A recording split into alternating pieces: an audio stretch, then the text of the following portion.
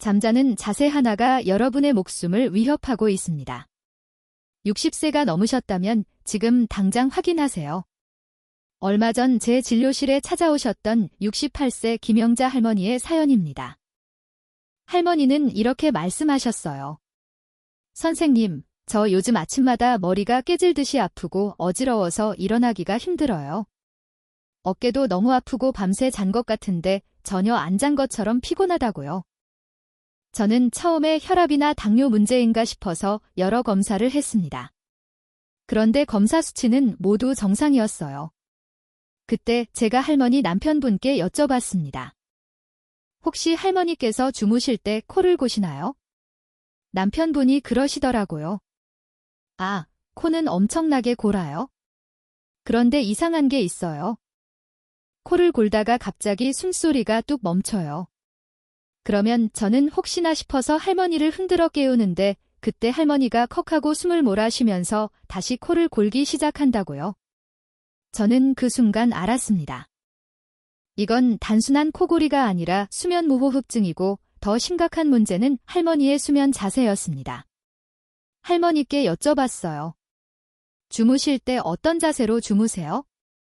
할머니가 말씀하셨습니다. 저는 평생 천장 보고 반듯하게 자요. 그게 허리에도 좋다고 해서요. 베개도 높은 게 편해서 두툼한 베개를 쓴다고요. 여러분, 제가 이 이야기를 드리는 이유는 김영자 할머니 같은 분들이 정말 많기 때문입니다. 우리는 인생의 3분의 1을 잠자는 데 씁니다.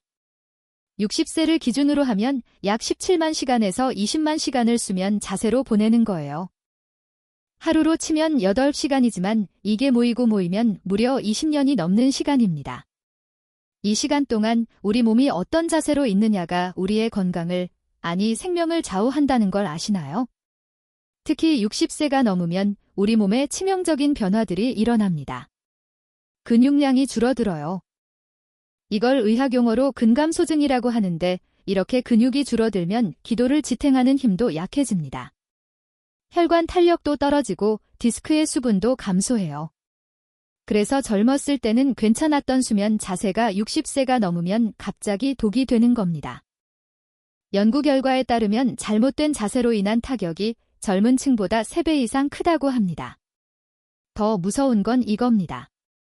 수면 무호흡증을 방치하면 급성 심정지와 뇌졸중 위험이 3배에서 4배까지 증가합니다.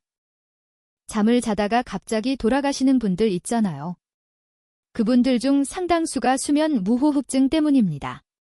한국의 60세 이상 노년층 통계를 보면 남성의 60%, 여성의 40%가 습관적으로 코를 곤다는 보고가 있어요. 그런데 이 중에서 심한 코골이로 병원을 찾는 환자의 70%가 생명기관에 영향을 미칠 수 있는 중등도 이상의 수면호흡장애 환자라는 겁니다. 여러분, 이건 단순히 아침에 피곤하고 머리 아픈 정도의 문제가 아닙니다. 우리가 자는 동안 우리 뇌에서는 청소 작업이 일어나요. 뇌척수액이라는 물질이 뇌세포 사이를 순환하면서 치매를 일으키는 독성 단백질, 베타아밀로이드를 씻어냅니다. 그런데 잘못된 수면 자세는 이 청소 시스템을 망가뜨려요. 청소가 안 되면 뇌에 쓰레기가 쌓이는 거고 그게 바로 치매로 이어지는 겁니다. 김영자 할머니는 운이 좋았습니다. 제가 할머니의 수면 자세를 바꿔드렸거든요. 그리고 3개월 후 할머니가 다시 진료실에 오셨을 때 완전히 다른 사람이 되어 있었습니다. 그 이야기는 잠시 후에 다시 들려드릴게요. 오늘 저는 여러분께 3가지를 명확하게 알려드리려고 합니다. 첫째, 60세가 넘으면 절대로 하면 안 되는 위험한 수면 자세가 무엇인지. 둘째, 생명을 지키고 치매를 예방하는 황금 수면 자세가 무엇인지. 셋째, 오늘 밤부터 당장 실천할 수 있는 구체적인 방법이 무엇인지 말입니다.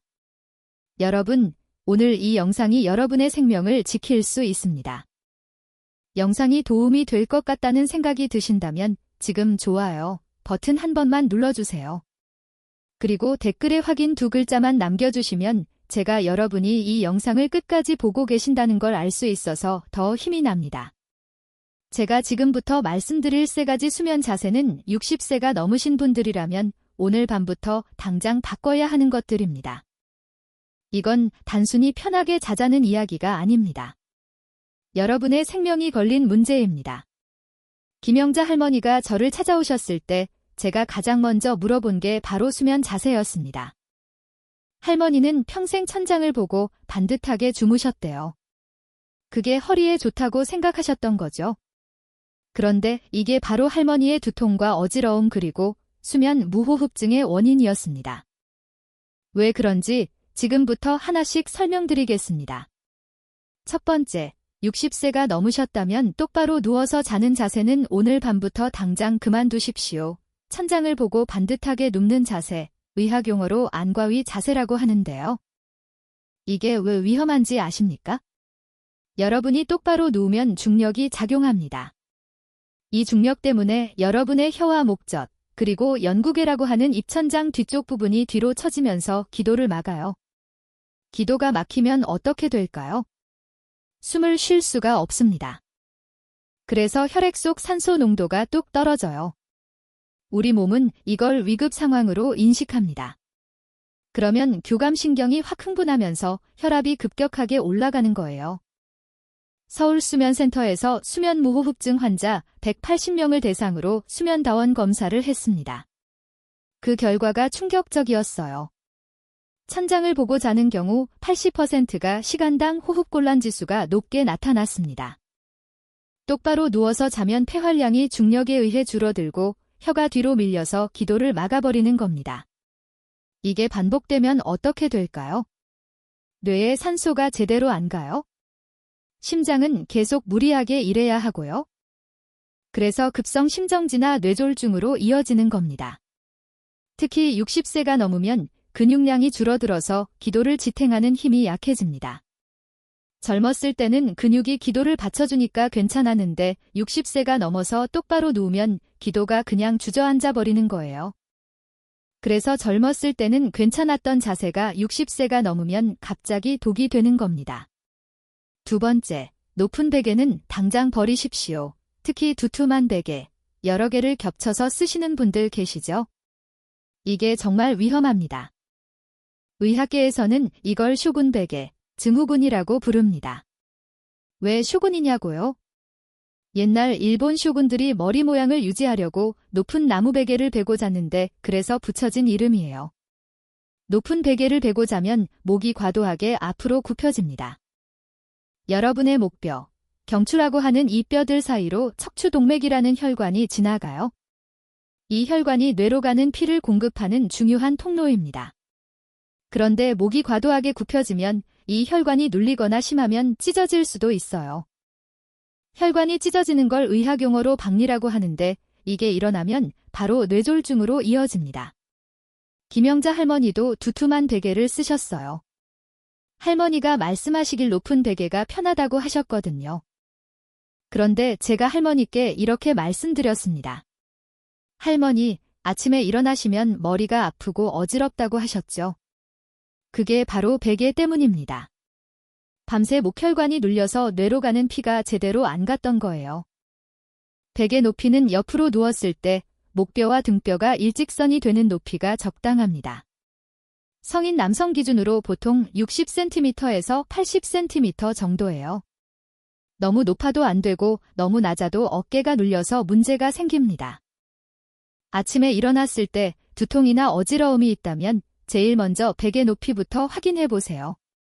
3. 엎드려 자는 자세는 절대로 하지 마십시오. 특히 녹내장이 있으신 분들, 안압이 높으신 분들은 더더욱 조심하셔야 합니다. 엎드려 자면 얼굴이 베개에 직접 눌리죠. 이때 눈에 가해지는 압력 때문에 안압이 급격하게 올라갑니다. 안압이 올라가면 뇌로 연결되는 시신경이 눌려요. 시신경이 눌리면 혈액 공급에 문제가 생기고 이게 반복되면 녹내장이 악화되면서 결국 실명에 이를 수 있습니다. 녹내장은 한번 손상되면 회복이 안 됩니다. 그래서 평생 안압을 관리해야 하는 질환이에요. 엎드려 자는 습관 하나 때문에 눈을 잃을 수 있다는 겁니다. 게다가 엎드려 자면 목과 허리에도 엄청난 무리가 갑니다. 목이 한쪽으로 계속 꺾여 있으니까 목인대가 손상되고 척추가 틀어지면서 허리 통증과 목 어깨 통증이 동시에 발생합니다. 아침에 일어났을 때 온몸이 뻐근하고 아프다면 자는 자세를 한번 점검해 보셔야 합니다. 여러분, 이 세 가지 자세가 왜 위험한지 이제 이해가 되시나요? 똑바로 누우면 기도가 막혀서 뇌와 심장이 망가지고, 높은 베개는 목혈관을 눌러서 뇌졸중을 일으키고, 엎드려 자면 눈을 잃을 수 있다는 겁니다. 이건 제가 과장해서 하는 말이 아닙니다.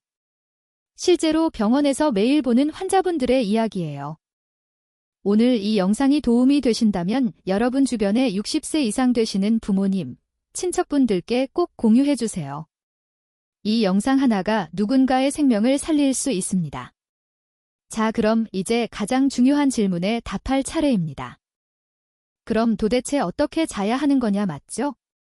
여러분, 결론부터 말씀드리겠습니다. 60세가 넘으셨다면 오늘 밤부터 무조건 옆으로 누워서 주무십시오. 왼쪽이든 오른쪽이든 상관없습니다. 일단 옆으로 눕는 것, 이게 첫 번째입니다. 왜 옆으로 누워야 하는지 지금부터 명확하게 설명드리겠습니다. 옆으로 누우면 우리 뇌에서 놀라운 일이 일어납니다. 여러분, 뇌 속에는 글림프틱 시스템이라는 청소 시스템이 있어요. 이게 뭐냐면 뇌척수액이라는 맑은 액체가 뇌세포 사이사이를 순환하면서 쓰레기를 씻어내는 시스템입니다. 이 쓰레기 중에 가장 치명적인 게 바로 베타아밀로이드라는 독성 단백질이에요. 이게 뇌에 쌓이면 알츠하이머 치매가 옵니다. 그런데 이 청소 시스템이 언제 가장 활발하게 작동하는지 아십니까? 바로 우리가 잠잘 때입니다. 잠을 자면 뇌세포 사이의 간격이 약 60% 넓어져요. 그러면 뇌척수액이 자유롭게 흘러다니면서 독소를 쓸어 담아서 뇌 밖으로 배출하는 거예요. 마치 밤사이에 청소부가 와서 집안 구석구석을 청소하는 것과 똑같습니다.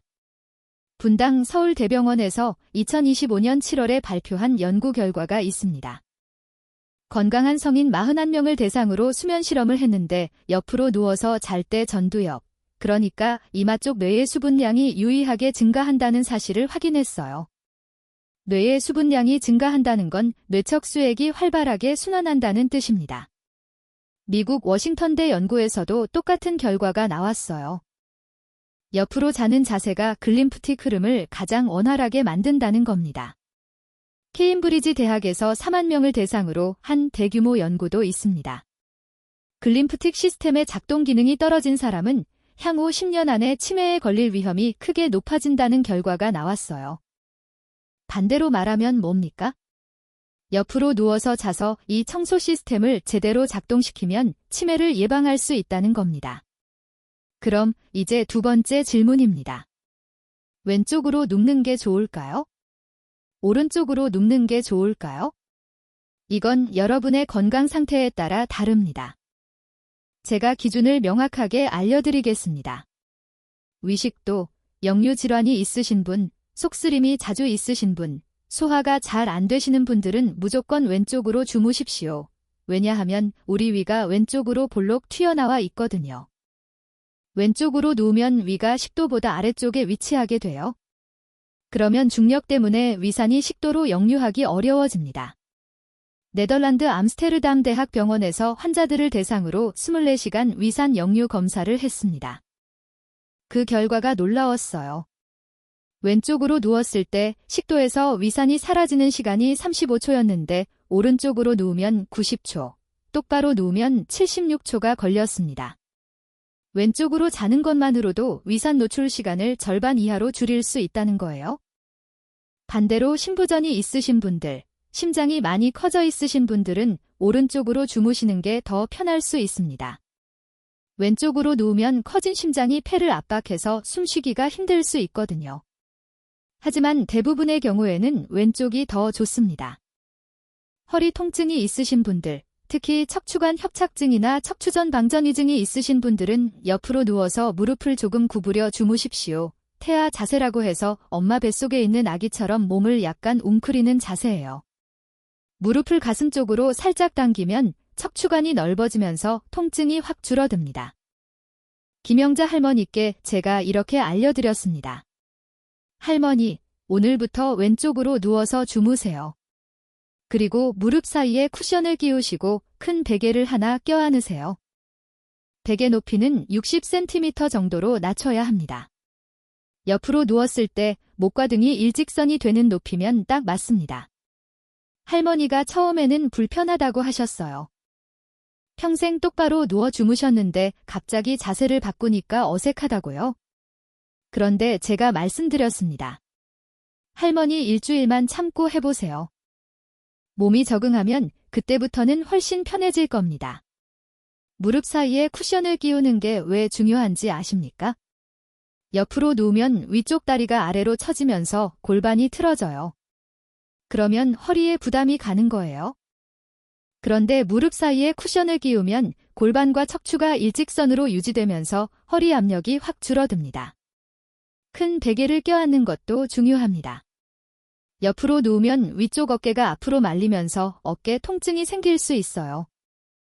그런데 베개를 껴안으면 어깨가 받쳐지면서 어깨 말림을 방지할 수 있습니다. 아침에 일어났을 때 어깨가 아프신 분들 많으시죠? 그게 바로 옆으로 잘 때 어깨가 눌려서 생기는 문제예요. 여러분, 이 모든 게 어려워 보이시나요? 전혀 어렵지 않습니다. 오늘 밤 잠자리에 들기 전에 딱 3가지만 준비하시면 됩니다. 첫째, 베개 높이를 확인하세요. 둘째, 무릎 사이에 끼울 쿠션을 준비하세요. 셋째, 껴안을 큰 베개를 하나 준비하세요. 이게 전부입니다. 오늘 영상이 정말 도움이 되셨다면 지금 바로 구독 버튼과 알림 설정 버튼을 눌러주세요. 제가 앞으로도 이렇게 여러분의 건강을 지키는 정보를 계속 전해드릴 수 있도록 응원해주시면 정말 큰 힘이 됩니다. 자, 이제 여러분께서 가장 궁금해하시는 부분입니다.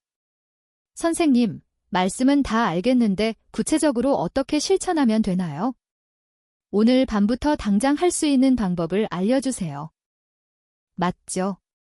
제가 지금부터 아주 간단하게 누구나 따라할 수 있는 루틴을 알려드리겠습니다.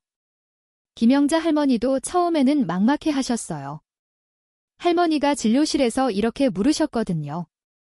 선생님, 저녁에 뭘 먹어야 하나요? 잠자리는 어떻게 준비해야 하나요? 아침에 일어나서는 뭘 해야 하나요? 할머니가 궁금해 하셨던 것들 제가 하나하나 다 답변해 드렸습니다. 그래서 오늘은 여러분께도 똑같이 알려드리겠습니다. 저녁 6시, 저녁 식사 시간입니다. 여러분, 절대로 잊지 마세요. 저녁 식사는 잠자리에 들기 최소 3시간 전에 끝내셔야 합니다. 왜냐하면 위에 음식물이 남아있는 상태로 누우면 위산 역류가 심해지거든요. 특히 기름진 음식, 맵고 짠 음식은 피하시는 게 좋습니다. 소화가 잘 되는 담백한 음식으로 드세요. 저녁 9시, 잠자리 준비 시간입니다. 이제 침실로 들어가서 환경부터 점검하세요. 첫 번째, 습도를 확인하십시오. 습도계가 있으시면 제일 좋은데 습도는 40%에서 60% 사이가 적당합니다. 겨울철에 난방을 하면 공기가 건조해지잖아요. 그러면 목과 코 점막이 마르면서 코골이가 더 심해져요. 가습기를 틀어서 습도를 맞춰주세요. 두 번째, 온도를 확인하십시오. 침실 온도는 18도에서 22도 사이가 가장 좋습니다. 너무 덥거나 추우면 깊은 잠을 자기 어렵습니다. 세 번째, 이제 베개와 쿠션을 준비하세요. 김영자 할머니께 제가 이렇게 알려드렸어요. 할머니, 먼저 베개 높이부터 점검하세요. 할머니가 옆으로 누워보시라고 했더니 베개가 너무 높아서 모기 위로 꺾이더라고요. 그래서 베개를 낮은 걸로 바꿔드렸습니다. 옆으로 누웠을 때 목과 등이 일직선이 되는지 확인하는 게 핵심입니다. 거울을 보거나 가족분께 확인해달라고 하시면 됩니다. 그 다음 무릎 사이에 끼울 쿠션을 준비하세요. 집에 있는 방석이나 작은 베개면 충분합니다. 너무 두껍지 않고 적당한 두께면 됩니다.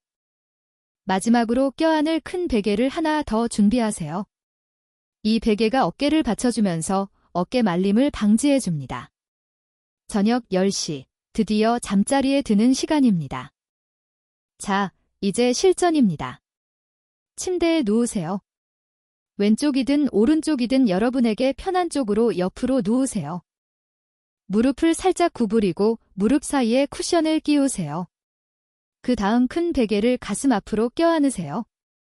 이 자세가 처음에는 어색할 수 있어요. 하지만 일주일만 참고 해보세요. 몸이 적응하면 그때부터는 이 자세가 훨씬 편해집니다. 김영자 할머니가 처음 3일 동안은 힘들어 하셨어요.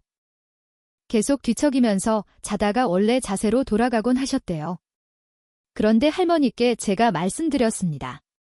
할머니, 괜찮습니다. 자다가 자세가 바뀌는 건 자연스러운 거예요.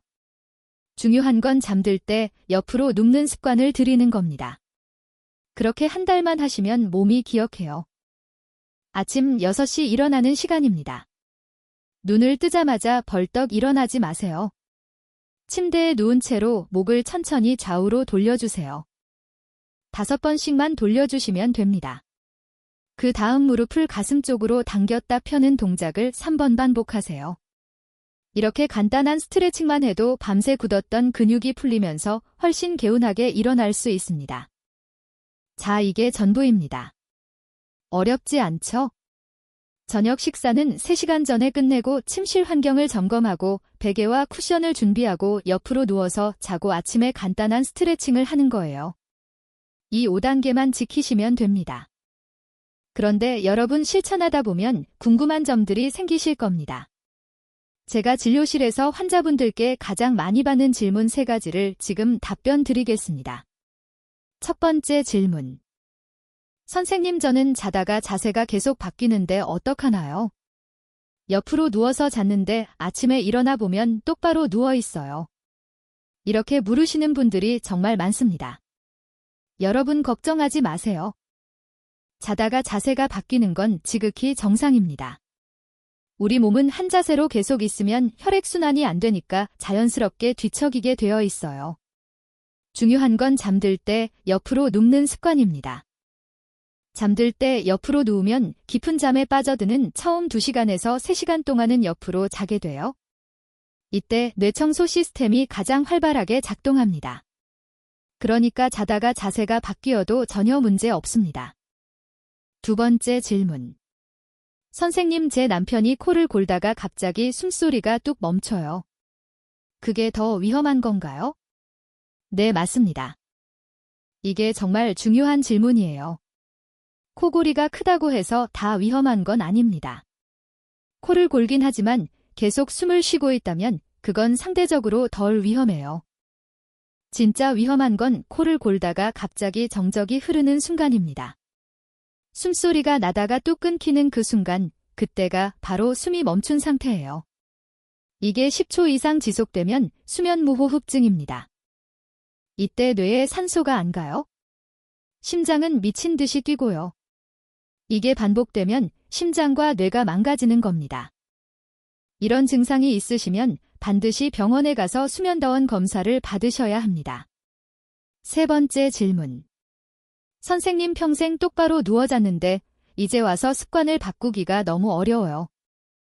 어떻게 하죠? 김영자 할머니도 똑같은 질문을 하셨어요. 할머니께 제가 이렇게 말씀드렸습니다. 할머니가 실제로 그렇게 하셨어요. 그런데 2주차부터는 조금씩 익숙해지기 시작했고 한 달이 지나니까 옆으로 눕는 게 훨씬 편해졌다고 하셨어요. 그리고 무엇보다 아침에 일어났을 때 두통이 사라졌대요. 여러분, 변화는 하루아침에 오지 않습니다. 하지만 오늘 밤부터 시작하면 한 달 후에는 완전히 다른 여러분을 만날 수 있습니다. 오늘 영상을 보시고 오늘 밤부터 실천하실 예정이시라면 댓글에 실천 2글자만 남겨주세요. 여러분이 남겨주신 댓글을 보면서 서로 응원하고 격려할 수 있으면 정말 좋겠습니다. 함께하면 더 힘이 나니까요. 여러분, 이제 마지막입니다. 오늘 제가 드린 말씀을 3문장으로 정리하겠습니다. 꼭 기억해 주세요. 작은 변화가 여러분의 10년 수명을 연장합니다. 김영자 할머니 이야기를 마저 들려드릴게요. 할머니가 제 조언대로 수면 자세를 바꾸신 지 일주일 후 제게 전화를 하셨어요. 2주 후에는 이런 말씀을 하셨어요. 한편이 그러는데 제 코골이가 많이 줄었대요. 그리고 중간에 숨이 멈추는 것도 거의 없어졌대요. 3주 후에는 어깨 통증까지 사라졌다고 하셨습니다. 할머니가 말씀하시길 평생 아침에 일어나면 어깨가 뻐근했는데 이제는 그런 게 없다고요. 그리고 3개월 후 할머니가 정기검진차 다시 진료실에 오셨습니다. 제가 깜짝 놀랐어요. 할머니 얼굴에 생기가 돌았거든요. 할머니가 활짝 웃으시면서 말씀하셨습니다. 선생님, 저 요즘 친구들한테 자랑하고 다녀요. 내가 젊어졌다고요? 아침에 일어나면 개운하고 낮에도 졸리지 않고 뭔가 머리도 맑아진 것 같아요. 할머니는 계속 말씀하셨어요. 선생님, 처음에는 솔직히 반신반의했어요. 자는 자세 하나 바꾼다고 뭐가 달라지겠어 싶었죠. 그런데 정말 달라지더라고요. 이게 진짜 의사 선생님 말씀을 들어야 하는 이유구나 싶었어요. 할머니 남편분도 함께 오셨는데 남편분이 제게 인사를 하시더라고요. 선생님 덕분에 우리 마누라가 살았습니다. 이제는 밤에 제가 안심하고 잘 수 있어요.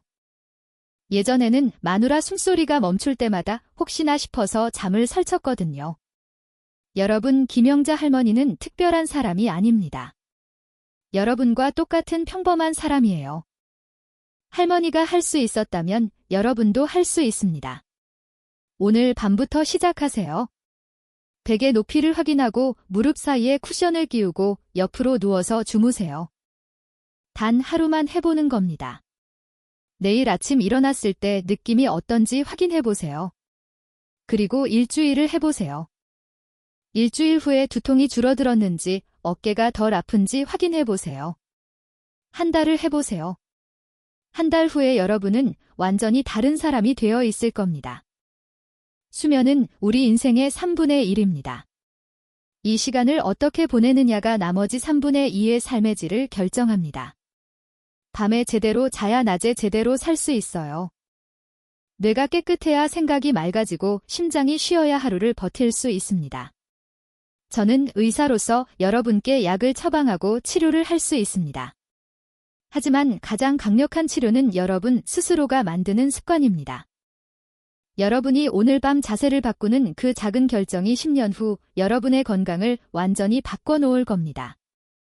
부디 오늘 이 영상이 여러분의 삶을 변화시키는 계기가 되기를 진심으로 바랍니다. 여러분의 건강한 내일을 응원합니다. 오늘도 이렇게 긴 영상을 끝까지 봐주셔서 정말 감사합니다. 다음에 또 더 유익한 정보로 찾아뵙겠습니다. 건강하세요.